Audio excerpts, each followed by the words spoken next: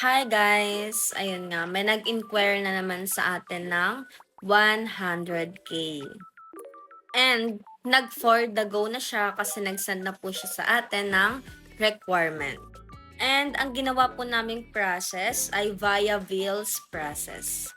Ayan, makikita niyo po dyan sa may screen record na tinawagan ko po siya dyan para po mag-guide yung client. Binigyan ko lang po siya ng details, yung account number, and email. And kapag po na-check ko na po yung details and tama po lahat, ipapaklik ko lang po sa client yung next. Then kapag po may lumabas doon, i-click lang po yung Ggive option. Check lang po iyon. Then i-click po yung next na nasa taas.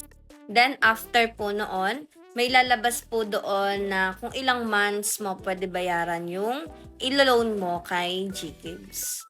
Ayan, based po doon sa experience ng client ko, wala po siya ibang option. Nakapix po na 24 months yung monthly babayaran niya.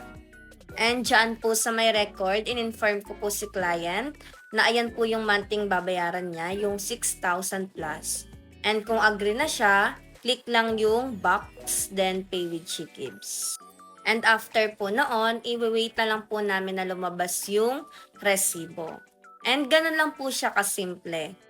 After naman po masend sa akin lahat ng mga ipapa-screenshot ko, i-wait na lang po yung payment within 5 to 10 minutes.